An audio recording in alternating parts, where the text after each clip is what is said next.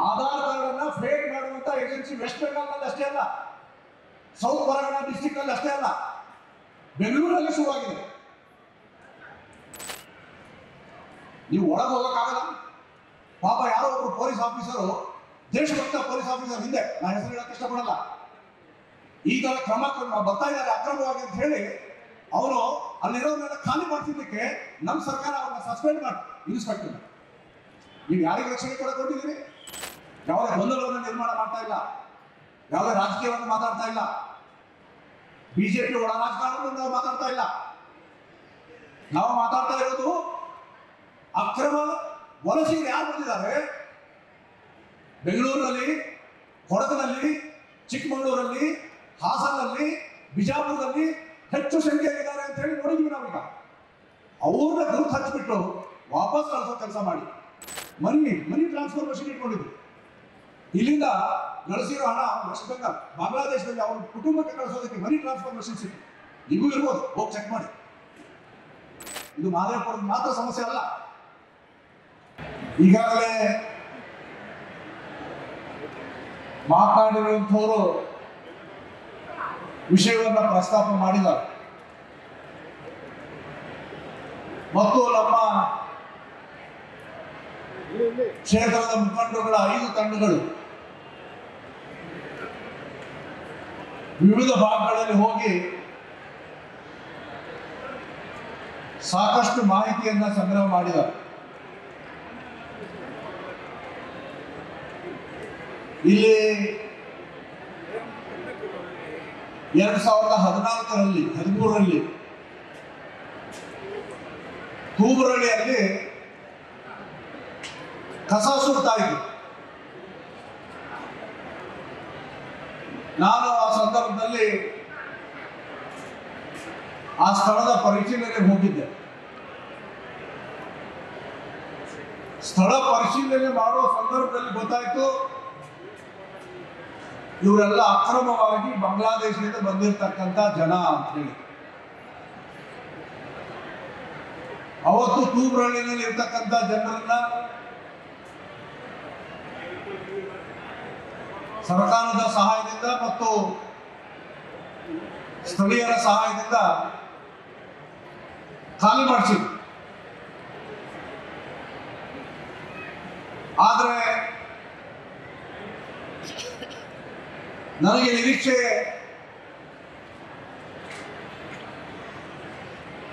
ಇರಲಿಲ್ಲ, ಈ ಪ್ರಮಾಣದಲ್ಲಿ ಮತ್ತೆ ಮಹದೇವಪುರಗಳು ಸೇರಿ ಬೆಂಗಳೂರಿನಲ್ಲಿ ದೊಡ್ಡ ಸಂಖ್ಯೆಯಲ್ಲಿ ಅಕ್ರಮ ವಲಸಿಗಾರರು ಬಂದಿದ್ದಾರೆ ಅಂತ ಹೇಳಿ. ಕಳೆದ 15 ದಿನಗಳಿಂದ 1 ತಿಂಗಳಿಂದ ನಮ್ಮ ಕಾರ್ಯಕರ್ತರು ಈ ಅಭಿಯಾನವನ್ನು ಶುರು ಮಾಡಿದ್ದಾರೆ. ನನ್ನ ಮನೆಯನ್ನ ನಾನು ಸ್ವಚ್ಛವಾಗಿ ಇಟ್ಕೊಳ್ಬೇಕು, ಫಸ್ಟ್ ಸುರಕ್ಷಿತವಾಗಿ ಇಟ್ಕೊಳ್ಬೇಕು. ಹಾಗಾಗಿ ಮಹದೇವಪುರದಿಂದ ಈ ಆಂದೋಲನವನ್ನು ಶುರು ಮಾಡ್ತಾ ಇದ್ದೇವೆ. ನಮ್ಮ ಮನೆಯ ಅಕ್ಕಪಕ್ಕದಲ್ಲಿ ಇರ್ತಕ್ಕಂಥ ಜಾಗಗಳಲ್ಲಿ ಯಾರಿದ್ದಾರೆ ಎನ್ನುವಂತ ಪತ್ತೆ ಹಚ್ಚುವಂತ ಕೆಲಸವನ್ನ ನಮ್ಮ ಮುಖಂಡರುಗಳ ನೇತೃತ್ವದಲ್ಲಿ, ಕಾರ್ಯಕರ್ತರ ನೇತೃತ್ವದಲ್ಲಿ, ಜನರ ನೇತೃತ್ವದಲ್ಲಿ ಈ ಕೆಲಸವನ್ನ ಶುರು ಮಾಡಿದ್ದಾರೆ. ನನ್ನ ಹತ್ರ ದೊಡ್ಡ ಪಟ್ಟಿನೇ ಇದೆ. ಇದು ಹೆಂಗೆ ಪೊಲೀಸ್ ಇಲಾಖೆಯವ್ರಿಗೆ ಗೊತ್ತಾಗಿಲ್ಲ ನನಗೆ ಗೊತ್ತಿಲ್ಲ.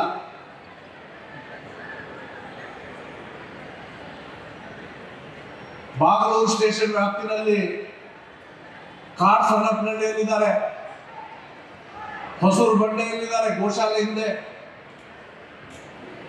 ರಾಮಪುರದ ಕಾಡಗ್ರಾಮ ಮುಖ್ಯ ರಸ್ತೆಯಲ್ಲಿದ್ದಾರೆ, ಬಿದರಳ್ಳಿ ಭಾಗದಲ್ಲಿ ಬಿದರಳ್ಳಿ ಚಿಮ್ಸಂದ್ರ ರಸ್ತೆಯಲ್ಲಿದ್ದಾರೆ, ಬಿದರಳ್ಳಿ ಕಾಡಗ್ರಾಮ ರಸ್ತೆಯಲ್ಲಿದ್ದಾರೆ, ಮಂಡೂರಿನಲ್ಲಿ ಬೊಮ್ಮೇನಹಳ್ಳಿ ಹತ್ರ ಇದ್ದಾರೆ, ಕಾಡ್ಗೋಡಿ ಸ್ಟೇಷನ್ ವ್ಯಾಪ್ತಿಯ ದೊಡ್ಡಬಾನಹಳ್ಳಿಯಲ್ಲಿದ್ದಾರೆ, ಚಿಕ್ಕಬಾನಹಳ್ಳಿಯಲ್ಲಿದ್ದಾರೆ, ಕನಮಂಗಲದಲ್ಲಿದ್ದಾರೆ.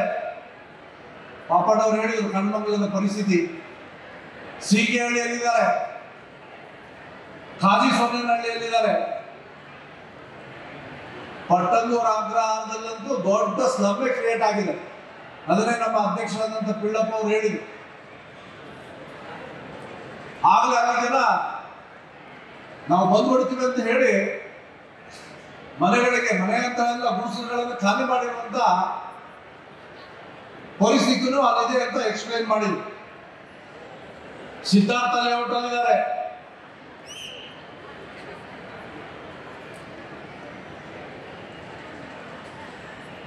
ಕಾಡುವಡಿಯ ಕಾಶಿ ವಿಶ್ವನಾಥ ದೇವಸ್ಥಾನದ ಹಿಂಭಾಗದಲ್ಲಿದ್ದಾರೆ. ನಾಗೊಂಡನಹಳ್ಳಿಯಲ್ಲಿದ್ದಾರೆ. ಕೊರಳೂರು ರಸ್ತೆಯಲ್ಲಿದ್ದಾರೆ. ಮಾರತಹಳ್ಳಿ ಸ್ಟೇಷನ್ ವ್ಯಾಪ್ತಿನಲ್ಲಿ ಮುನೇಪುರದಲ್ಲಿದ್ದಾರೆ. ಬೋಗನಹಳ್ಳಿಯಲ್ಲಿದ್ದಾರೆ. ಪಣತೂರಲ್ಲಿದ್ದಾರೆ.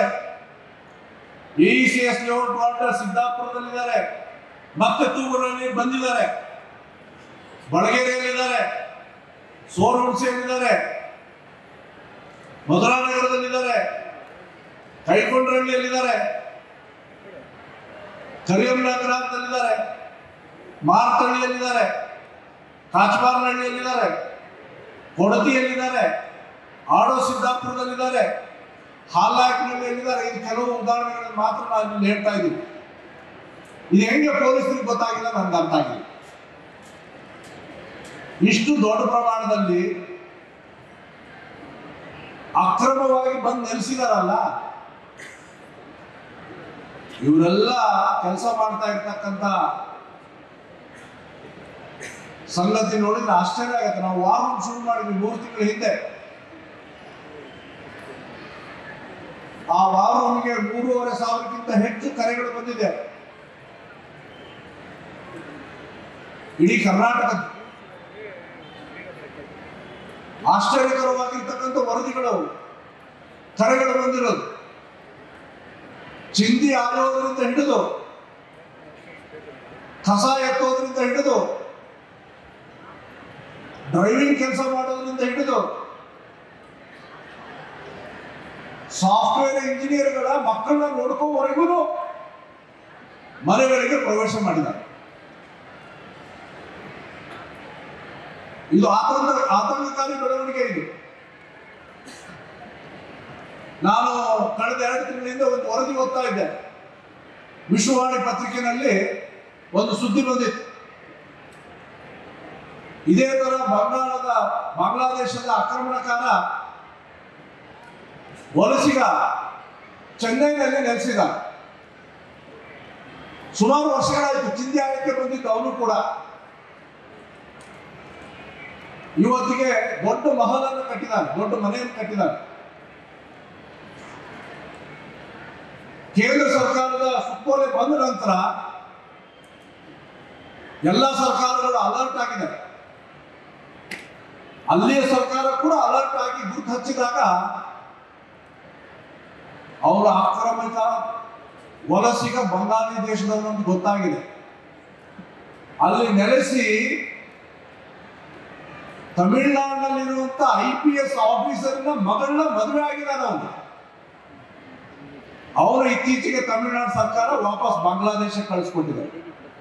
ಮಾನ್ಯ ಸಿದ್ದರಾಮಯ್ಯ ಅವರಿಗೆ ನಾನು ಪ್ರಶ್ನೆ ಕೇಳ್ತೀನಿ, ದಯವಿಟ್ಟು ಇದರಲ್ಲಿ ರಾಜಕಾರಣ ಮಾಡಬೇಡಿ. ಇಲ್ಲಿ PPT ಪ್ರೆಸೆಂಟೇಷನ್ ಅಲ್ಲಿ ತೋರಿಸಿದ್ರು, ಕರ್ನಾಟಕ ಸರ್ಕಾರ ಸಾಫ್ಟ್ ಆಗಿದೆ. ನಾನು ಪೊಲೀಸ್ ಅಧಿಕಾರಿಗಳಲ್ಲಿ ವಿನಂತಿ ಮಾಡಿಕೊಳ್ತೇನೆ, ಯಾವುದೋ ಕಾರಣಕ್ಕೆ ಮೇಲ್ಗಡೆಯಿಂದ ಒತ್ತಡ ಕಾರಣಕ್ಕೋ ಅಥವಾ ಇನ್ಯಾವುದೋ ಕಾರಣಕ್ಕೋ ಇಂಥವರಿಗೆ ಅವಕಾಶ ಕೊಟ್ಟರೆ ನಾಳೆ ದಿವಸ ಕರ್ನಾಟಕ ರಾಜ್ಯ ಕೂಡ ವೆಸ್ಟ್ ಬೆಂಗಾಲ್ ಆಗುತ್ತೆ. ಮಮತಾ ಬ್ಯಾನರ್ಜಿ ಅವರು ನಿನ್ನೆ ಹೇಳಿಕೆ ಕೊಟ್ಟಿದ್ದಾರೆ. ಡೆಲ್ಲಿನಲ್ಲಿ ಬಿಜೆಪಿ ಸರ್ಕಾರದವರು ಅಕ್ರಮ ವಲಸಿಗರನ್ನ ಖಾಲಿ ಮಾಡಿಸ್ತಾ ಇದ್ದಿದ್ದಕ್ಕೆ ಅವ್ರ ಹೇಳಿಕೆ ಏನು, ಬಂಗಾಲಿ ಭಾಷೆ ಮಾತನಾಡೋರ್ನೆಲ್ಲರನ್ನೂ ಆಚೆ ಕಳಿಸ್ತಾ ಇದ್ದಾರೆ ಅಂತ. ಇಲ್ಲಿ ನೀವು PPT ನೋಡಿದ್ರಿ. ಈಗ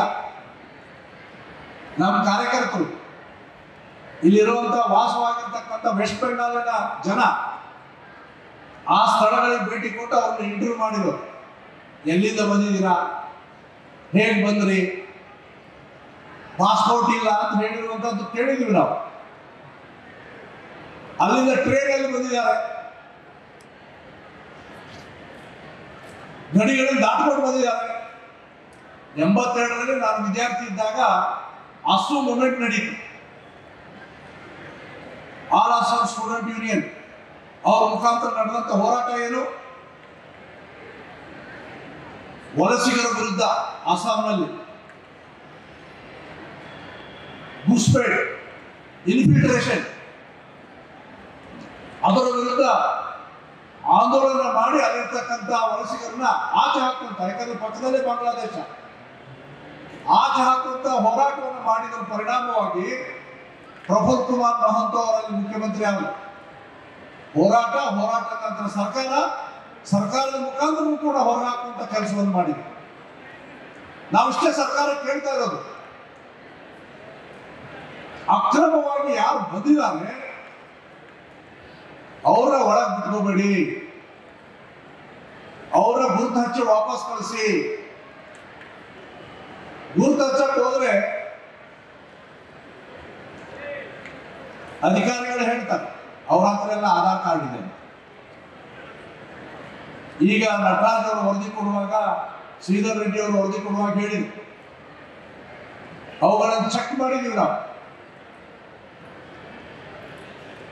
ಆಧಾರ್ ಕಾರ್ಡ್ ಅನ್ನ ಫೇಕ್ ಮಾಡುವಂತ ಏಜೆನ್ಸಿ ವೆಸ್ಟ್ ಬೆಂಗಾಲ್ ನಲ್ಲಿ ಅಷ್ಟೇ ಅಲ್ಲ, ಸೌತ್ ಪರಗಣ ಡಿಸ್ಟ್ರಿಕ್ಟ್ ನಲ್ಲಿ ಅಷ್ಟೇ ಅಲ್ಲ, ಬೆಂಗಳೂರಲ್ಲಿ ಶುರುವಾಗಿದೆ. ಅವ್ರನ್ನ ಪತ್ತೆ ಹಚ್ಚಿ ಅವ್ರನ್ನ ಅರೆಸ್ಟ್ ಮಾಡಿ, ಯಾರು ಫೇಕ್ ಆಧಾರ್ ಕಾರ್ಡ್ ಮಾಡ್ಕೊಂಡಿದ್ದಾರೆ ಅವರ ಮೊಬೈಲ್ ಚೆಕ್ ಮಾಡಿ, ಅವರಿಗೆ ಬಂದಿರೋ ಕರೆಗಳು, ಅವರಿಂದ ಹೋಗಿರೋ ಕರೆಗಳು ಮಮತಾ ಬ್ಯಾನರ್ಜಿಗೆ ಹೋಗಿಲ್ಲ,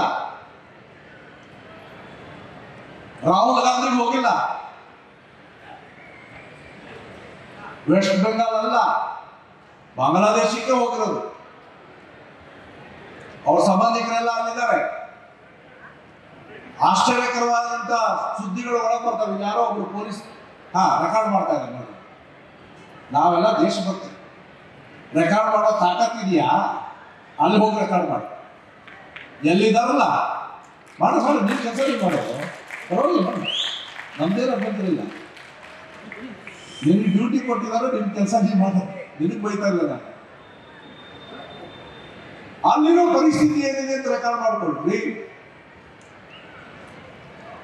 ನೀವು ಒಳಗೆ ಹೋಗಕ್ಕಾಗಲ್ಲ.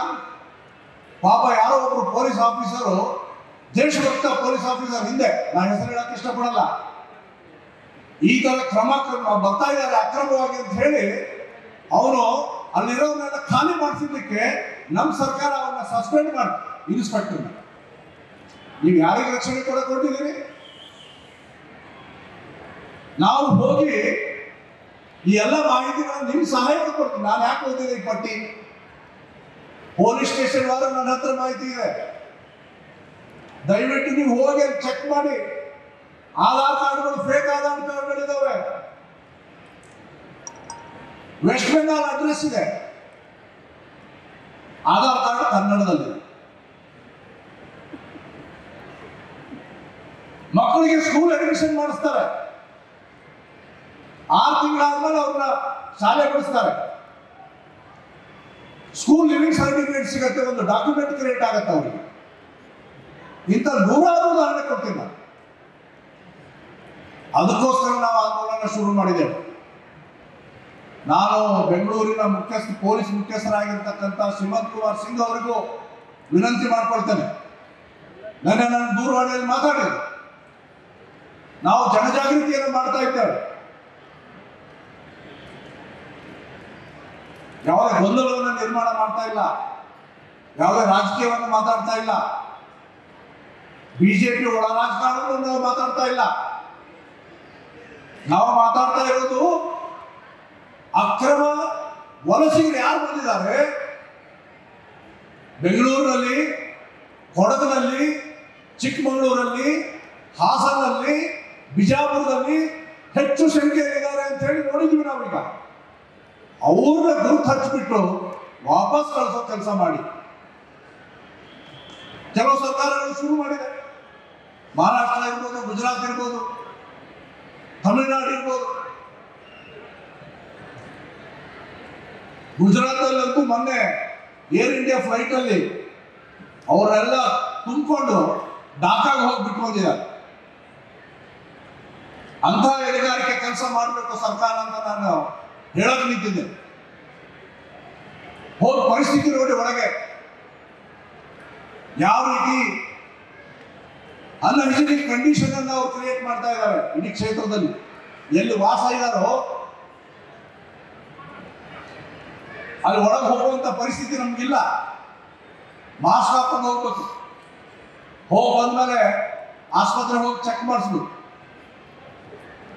ಹಂಗ ಅವ್ರದ್ದು ವಾತಾವರಣ ಅಂತ ಇದ್ರೆ ಅವ್ರು ನಿದ್ದೆನೆ ಬರಲ್ಲ. ಅವ್ರಿಗೆ ಅಂತ ಪರಿಸ್ಥಿತಿಯನ್ನು ಇಟ್ಕೊಂಡಿದ್ದಾರೆ ಈ ಎಲ್ಲ ಜಾಗಗಳಲ್ಲಿ. ಅಂಥವ್ರನ್ನ ಗುರುತು ಹಚ್ಚಿ ನಿಮ್ಮ ಸಹಾಯಕ್ಕೆ ನಾವು ಬರ್ತೇವೆ. ನೀವು ಸಮಯ ಕೇಳಿದ್ದೀರ ನಮ್ಮ ಹತ್ರ ನಮ್ಮ ಒಳ್ಳೆ ಪೊಲೀಸ್ ಆಫೀಸರ್ಸ್ ಇದ್ದಾರೆ. ಕೇಂದ್ರ ಸರ್ಕಾರದ ಸುತ್ತೋಲೆ ಬಂದಿದೆ. ಯಾವಾಗ? ಮೇ 2ನೇ ತಾರೀಕು.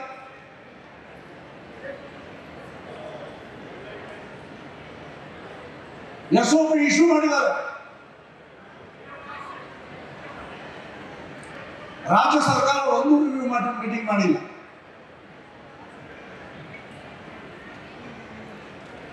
ಪರಮೇಶ್ವರ್ ಅವರು ವಿನಂತಿ ಮಾಡ್ಕೊಳ್ತೀನಿ, ಸ್ವಾಮಿ ಇದು ರಾಜಕಾರಣದ ವಿಷಯ ಅಲ್ಲ, ದೇಶದ ಭದ್ರತೆ ವಿಷಯ, ನಮ್ಮ ದೇಶದ ನಾಗರಿಕರ ರಕ್ಷಣೆ ವಿಷಯ ಇದು.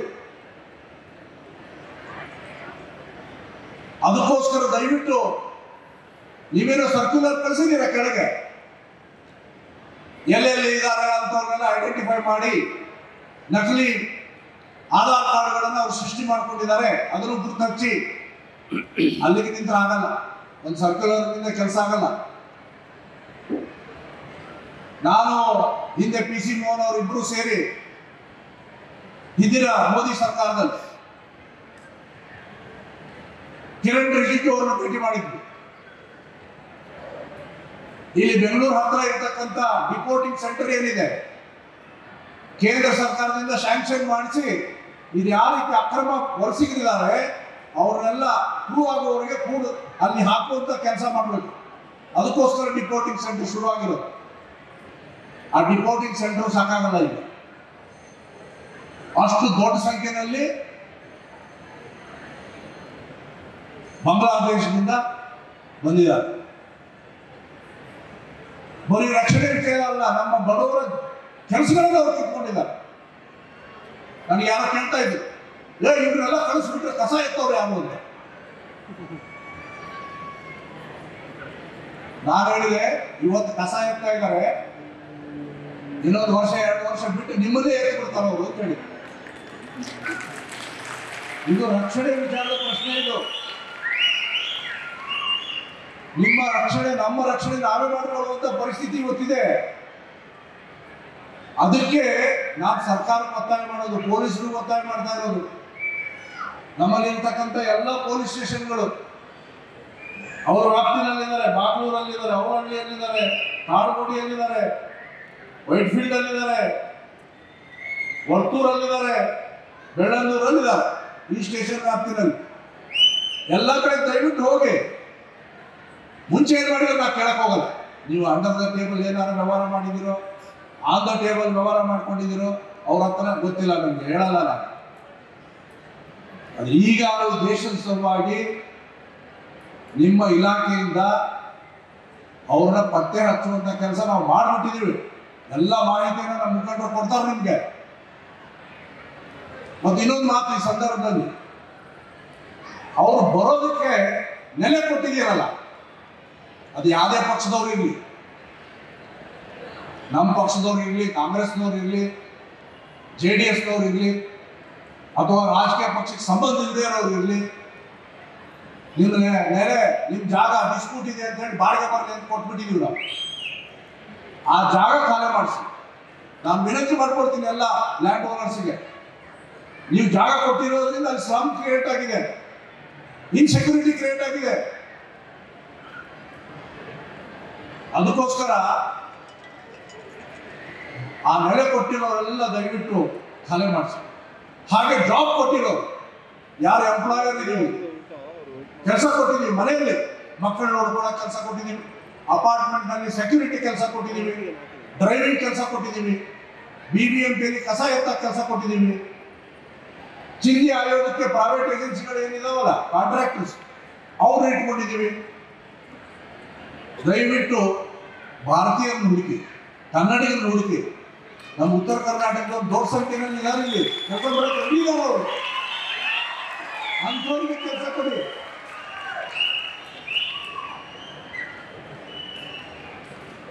ನಮ್ಮ ಕೆಲಸನೂ ಕಿತ್ಕೋತಾ ಇದೆ. ಬೇರೆ ಬೇರೆ ದೇಶಗಳ ಕಾನೂನುಗಳು ಏನಿದೆ ಅಂತ ಕುಮಾರ್ ಬಂಗಾರಪ್ಪ ಮಾತಾಡುವಾಗ ಹೇಳ್ತಾರೆ. ಅಮೆರಿಕಾದಲ್ಲಿ ವಲಸಿಗರ ಬಗ್ಗೆ ಏನು ಕಾನೂನಿದೆ, ಇಂಡೋನೇಷ್ಯಾದಲ್ಲಿ ಏನಿದೆ, ಬೇರೆ ಬೇರೆ ದೇಶಗಳಲ್ಲಿ ಏನೇನಿದೆ ಅಂತ ಆ ಪುಸ್ತಕ ಏನು ಬಿಡುಗಡೆ ಮಾಡೋದು ಅದರಲ್ಲೂ ಮೆನ್ಷನ್ ಆಗಿದೆ. ಅಲ್ಲಿ ಬೇರೆ ದೇಶಗಳು ಸ್ಟ್ರಿಕ್ಟ್ ಕಾನೂನು ಇರುವಾಗ ನಾವೇ ಲೂಸ್ ಆಗಿರ್ಬೇಕು. ಅದಕ್ಕೆ ನಾನು ವಿನಂತಿಯನ್ನು ಮಾಡ್ಕೊಳ್ತೀನಿ, ಇಲ್ಲಿ ದೊಡ್ಡ ಸಂಖ್ಯೆಯಲ್ಲಿ ನಾವೆಲ್ಲ ಬಂದಿದ್ದೀವಿ. ನಾವು ಇವತ್ತಿಂದ ಭಾಷಣ ಕೇಳ್ಬಿಟ್ಟು ಹೋಗಿ ಕೂತ್ಕೊಳ್ಳೋದಲ್ಲ. ನಾನು ಹೈಯರ್ ಎಜುಕೇಶನ್ ಮಿನಿಸ್ಟರ್ ಇದ್ದಾಗ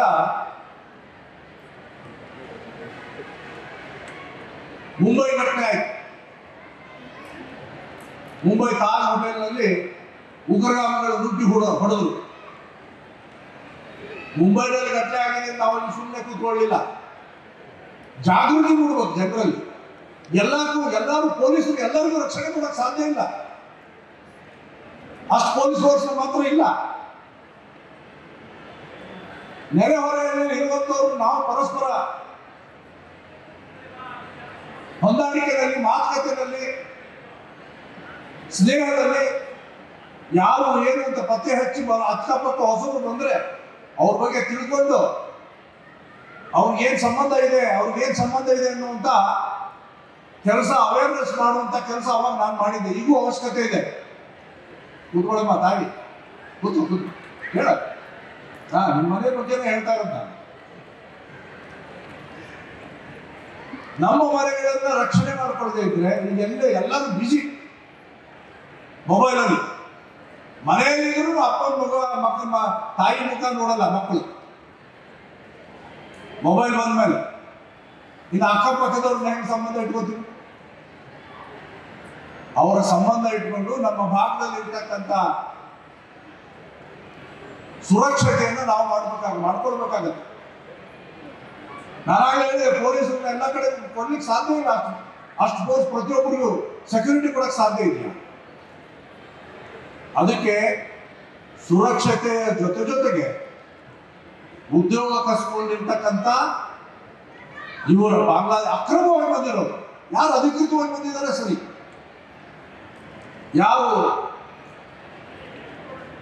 ಪಾಸ್ಪೋರ್ಟ್ ನಲ್ಲಿ ವರ್ಕ್ ಆರ್ಡರ್ ಮೇಲೆ ಬಂದಿದ್ದಾರೆ ಅಂಥವ್ರು ಸರಿ, ಅಥವಾ ಇಲ್ಲೇ ನೆಲೆಸಿದ್ರು ಬಹಳ ವರ್ಷದಿಂದ ಅವ್ರಿಗೆ ನಾಗರಿಕತೆ ಸಿಕ್ಕಿದೆ ಅಂದ್ರೂ ಸರಿ. ನಿಮಗೆ ಸೌತ್ ಪರಗನ, ಕೋಲ್ಕತ್ತಾ, ಈಗ ಬೆಂಗಳೂರು, ಈ ಹೆಸರಿನಲ್ಲಿ ಆಧಾರ್ ಕಾರ್ಡ್ಗಳು ಬರ್ತಾ ಇದೆ. ಇದು ಪತ್ತೆ ಹಚ್ಚಬೇಕಾಗಿರೋ ಕೆಲಸ ಇದೆ. ನನಗೆ ನಿನ್ನೆ ಪೊಲೀಸ್ ಆಫೀಸರ್ ಹೇಳಿದ್ರು, ಸರ್ ನಾವೊಂದು ರಿಪೋರ್ಟ್ ಮಾಡಿದ್ವಿ ಸರ್, ಕರ್ಕೊಂಡು ಹೋಗಿದ್ದೆ, ಆ ಫಾರಿನ್ ಆಫೀಸರ್ ಇದಾರಲ್ಲ ಸರ್, ಅದು ಪ್ರೂವ್ ಆಗಲಿಲ್ಲ ಅಂತ ಹೇಳಿಬಿಟ್ರು ಸರ್ ಅಂತ. ಸ್ವಾಮಿ, ನೀವು ಅವ್ರ ಮಾಹಿತಿ ಹುಡುಕಿದ್ರೆ ಸಿಕ್ಬಿಡತ್ತೆ. ನಾವು ಇಲ್ಲಿ ಕೂತಿರುವಂತ ನಮ್ಮ ತಂಡದವರು ಯಾರು ಪೊಲೀಸರಲ್ಲ. ಮನೋರೆಡ್ಡಿ ಪೊಲೀಸರೇನು? ಪಾಪಣ್ಣ ಪೊಲೀಸರ? ಇವ್ರಿಗೆ ಪತ್ತೆ ಹಚ್ಚಕ್ಕಾಗತ್ತೆ, ನಿಮ್ಗೆ ಹಚ್ಚಕ್ಕಾಗಲ್ಲ. ಇಲ್ಲಿ ನಾನು ಹೇಳಿದೆ ಉದಾಹರಣೆ, ಅವ್ರ ಮೊಬೈಲ್ ತೆಗೆದ್ಬಿಟ್ರೆ ಅವ್ರದ್ದೆಲ್ಲ ಕನೆಕ್ಷನ್ಸ್ ನಿಮ್ಗೆ ಆಶ್ಚರ್ಯ ಹೇಳ್ತೀನಿ. ಇಂಥ ತೂಬಳ್ಳಿನಲ್ಲಿ ರಾಜಾರೆಡ್ಡಿ ಅವ್ರಿಗೆ ಗೊತ್ತಿದೆ ಅನ್ಸುತ್ತೆ, ಮನಿ ಟ್ರಾನ್ಸ್ಫರ್ ಮಷಿನ್ ಇಟ್ಕೊಂಡಿದ್ರು. ಇಲ್ಲಿಂದ ಗಳಿಸಿರೋ ಹಣ ವೆಸ್ಟ್ ಬೆಂಗಾಲ್ ಬಾಂಗ್ಲಾದೇಶದಲ್ಲಿ ಅವ್ರ ಕುಟುಂಬಕ್ಕೆ ಕಳಿಸೋದಕ್ಕೆ ಮನಿ ಟ್ರಾನ್ಸ್ಫರ್ ಮಷಿನ್ ಸಿಕ್ತು. ಈಗೂ ಇರ್ಬೋದು, ಹೋಗಿ ಚೆಕ್ ಮಾಡಿ ದಯವಿಟ್ಟು. ಅದಕ್ಕೆ ಪೊಲೀಸರಿಗೆ ನಿನ್ನೆ ನಾನು ಕೇಳಿದಾಗ ಹೇಳಿದ್ರು, 1 ತಿಂಗಳೊಳಗೆ ಇವ್ರೆಲ್ಲ ಪತ್ತೆ ಹಚ್ಚಿ ನಾವು ಆಕ್ಷನ್ ಮಾಡ್ತೀವಿ ಸರ್ ಅಂತ ಹೇಳಿದ್ದಾರೆ. ಇಲ್ಲೆಲ್ಲ ಹೈಯರ್ ಆಫೀಸರ್ಸ್ ಯಾರು ಆಚೆ ಈಚೆ ನಿಂತಿದ್ರೆ ಅವ್ರಿಗೆ ರಿಕ್ವೆಸ್ಟ್ ಮಾಡ್ಕೋತೀನಿ, ದಯವಿಟ್ಟು ಈ ಕೆಲಸ ಮಾಡಿ. ಇಲ್ಲದಿದ್ರೆ ನಾವು ರಸ್ತೆಗೆ ಇಳಿಬೇಕಾಗುತ್ತೆ. ಇವತ್ತು ಸಮಾವೇಶ ಮಾಡ್ತಾ ಇದೀವಿ ಅಷ್ಟೇ, ನೀವು ಮಾಡದೇ ಇದ್ರೆ ನಾವೇ ರಸ್ತೆಗೆ ಇಳಿದು ಅವಾಗ ನಿಮ್ಗೆ ಅನ್ಸುತ್ತೆ ಕಾನೂನು ಕೈಗೆ ನೀವು ಹೆಂಗೆ ತಗೋತೀರಾ ಸ್ವಾಮಿ, ನೀವು ಕೈ ತಗೊಳ್ದಿದ್ರೆ ನಾವು ಕೈ ತಗೋಬೇಕಾಗತ್ತೆ. ಆಸು ಆಂದೋಲನ ಆಗಿದ್ದು ಹಿಂಗೆ. ಇಲ್ಲಿ ಶ್ಯಾಮ ಪ್ರಸಾದ್ ಮುಖರ್ಜಿ ಅವ್ರ ಫೋಟೋ ಇದೆ. ಕಾಶ್ಮೀರ ಮುಕ್ತಿದು ಆಂದೋಲನ ಆಗಿದ್ದು ಅವ್ರ ನೇತೃತ್ವದಲ್ಲಿ ಹಿಂಗೆ. ರಾಮ ಜನ್ಮಭೂಮಿ ಆಂದೋಲನ ಆಗಿದ್ದು ಹಿಂಗೆ. ಓದಕ್ಕೂ ಆಂದೋಲನದ ಉದಾಹರಣೆ ನಾನು ಕೊಡಬಲ್ಲೆ. ಇದು ಪೊಲೀಸರು ಮಾಡ್ಬೇಕಾಗಿರೋ ಕೆಲಸ. ನಾವೆಲ್ಲ ಮಾಡ್ಬೇಕಾಗಿರೋ ಕೆಲಸ ಏನು? ಗೊತ್ತಿದ್ದೋ ಗೊತ್ತಿಲ್ಲದೇನೋ ನಾವು ಈ ಕೆಲಸಕ್ಕೆ ಇಟ್ಕೊಂಡ್ಬಿಟ್ಟಿದ್ದೀವಿ. ವಿಶೇಷವಾಗಿ who are belongs to apartment, who are in the flat, you are living in villas. We don't know the depth of the problem. We should understand this. We should not keep Bangladeshi in our house. It is proven already. They are having a fake calls, fake addresses.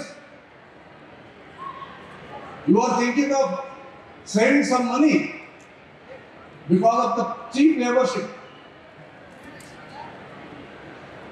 It will be going to be harm for your family. It is dangerous for your family. So please identify them. उनको पता करो. अगर ऐसा कोई रखा है घर में, अपार्टमेंट में, विला में, उनको पता करो, निकालो बाहर उनको, पुलिस को हैंड ओवर करो. Let them take action. ಈ ರೀತಿ ನಾವು ಪ್ರತಿಯೊಂದು ಭಾಗದಲ್ಲಿ ಹೋಗಿ ಐಡೆಂಟಿಫೈ ಮಾಡಿ ಯಾರು ಉದ್ಯೋಗ ಕೊಟ್ಟಿದ್ದಾರೆ ಅವ್ರಿಗೆ ಖಾಲಿ ಮಾಡಿಸಿ ಅಂತ ಹೇಳಿ ಜಾಗೃತಿಯನ್ನು ಮೂಡಿಸುವಂತ ಕೆಲಸ ನಮ್ಮ ಮೇಲಿದೆ. ಆ ಜನಜಾಗೃತಿ ಅಭಿಯಾನದ ಕಾರ್ಯಕ್ರಮ ಇವತ್ತು ನಾವು ಶುರು ಮಾಡ್ತಾ ಇದ್ದೇವೆ. ನಾನು ವಿನಂತಿ ಮಾಡ್ಕೊಳ್ತೀನಿ, ಇದು ಮಹದೇವಪುರದ ಮಾತ್ರ ಸಮಸ್ಯೆ ಅಲ್ಲ. ನಾನು ವೆಸ್ಟ್ ಬೆಂಗಾಲ್ ಚುನಾವಣೆ ಹೋಗಿದ್ದೆ, ಇದೇ ಸೌತ್ ಪರಗಣ ಜಿಲ್ಲೆಯಲ್ಲೇ ಇದ್ದಿದ್ದೆ. ನಾನು ಏನೇನು ಅನಾಹುತಗಳು ಆಗಿದೆ ಅಲ್ಲಿ ಅಂತ ನಮ್ಗೆ ಗೊತ್ತು ಚೆನ್ನಾಗಿ. ಅಂತ ಅನಾಹುತಗಳಲ್ಲಿ ಆಗೋಕೆ ನಾವು ಬಿಡಬಾರದು. ದೇಶದ ಮೂಲೆಗಳಿಂದ ನಮ್ಮ ಕ್ಷೇತ್ರಕ್ಕೆ ಜನ ಬಂದಿದ್ದಾರೆ.